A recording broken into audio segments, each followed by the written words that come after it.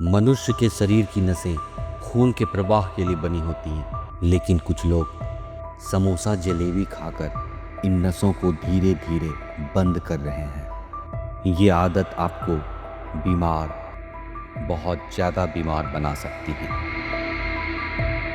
जरा सोचिए, इस तरह का एडवर्टीजमेंट अगर आपके टेलीविज़न स्क्रीन पर आने लगे, या फिर जब आप सिनेमा घरों में मूवी देखने जाएं और पिक्चर स्टार्ट होने से पहले मुकेश जैसा ही कोई शख्स आए और कहे, मैं समोसा जलेबी खाकर हॉस्पिटल के बिस्तर तक पहुंच गया हूं, तो क्या तब भी आप समोसा जलेबी उतने ही शौक से खाएंगे जितने शौक से आज खा रहे हैं, या फिर थोड़ा सोच समझ कर खाएंगे? ये बात आज हम इसलिए कह रहे हैं क्योंकि गवर्नमेंट ने एक नई गाइडलाइन जारी की है, जिसके तहत समोसा और जलेबी जैसे अल्ट्रा प्रोसेस्ड फूड पर भी सिगरेट और तंबाकू जैसे डेंजर वार्निंग लेवल लगाने की बात की गई है।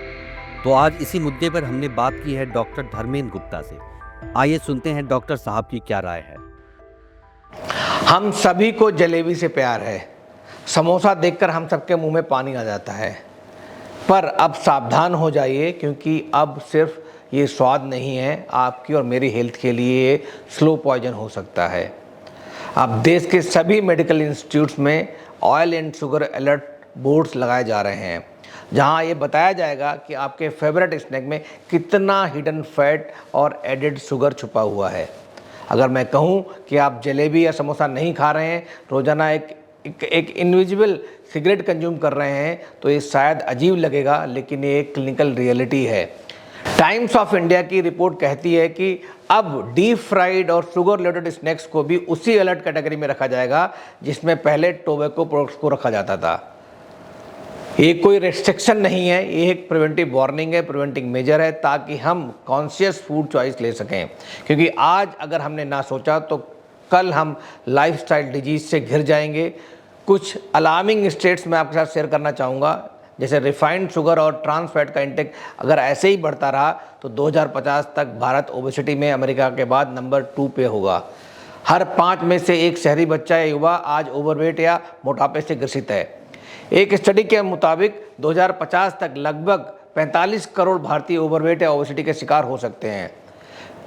फिलिक्स हॉस्पिटल की रियल टाइम ऑब्जर्वेशन, मतलब हम सब रोज़ देखते हैं कि ऐसे केसेस बढ़ते जा रहे हैं। स्पेशली जो युवा लोग हैं, 30 और 30 साल की कम उम्र के भी, उनमें डायबिटीज़ हो रही है, हाइपरटेंशन हो रहा है, जॉइंट्स में चेंजेज आ रहे हैं, डिजेनरेशन चेंजेज आ रहे हैं। इवन इसका कॉमन रूट कॉज हम सबको पता है, फिर भी हम उस पर कोई काम नहीं कर रहे हैं। जैसे हाई कैलोरी डाइट है, प्रोसेस्ड फूड है, फिजिकल एक्टिविटी ना करना है। अब समय है सोच बदलने का। बच्चों को स्वीट के नाम पर बीमारी नहीं, हमें न्यूट्रिशनल अवेयरनेस देना जरूरी है। तो अगर आपको सच में हेल्दी रहना है, फिट रहना है और लाइफस्टाइल डिजीज से बचना है, तो फिर आपको अपनी डाइट पे बहुत ज़्यादा ध्यान देना पड़ेगा, अपनी प्लेट पे बहुत ज़्यादा ध्यान देना पड़ेगा। बैलेंस डाइट होनी चाहिए, तली भुनी चीज़ें नहीं खानी है, शुगर कम लेना है, मीठा कम लेना है, फैट कम लेना है, प्रोसेस फूड नहीं खाना है, स्ट्रीट फूड नहीं खाना है। पैकेज फूड जो खा रहे हैं उसके लेवल को चेक करना है, उसके ऊपर कितनी न्यूट्रिशनल वैल्यूज़ हैं, उसके बाद ही आपको कंज्यूम करना है अगर वो आपकी सेहत के लिए फिट है। साथ में और क्या करना है, हर रोज़ आपको वॉक, एक्सरसाइज, रनिंग कुछ ना कुछ करनी है। 30 मिनट का टाइम अपने लिए ज़रूर निकालना है, कोई ना कोई फिजिकल एक्टिविटी ज़रूर करनी है। इसके अतिरिक्त आपको देखना है कि आपकी नींद अच्छी हो, प्लेंटी ऑफ फ्लूइड्स लें, कम से कम 7 से 8 घंटे रोज़ सोएं अच्छे से, और घर का खाना खाएं, बाहर का खाना अवॉइड करें।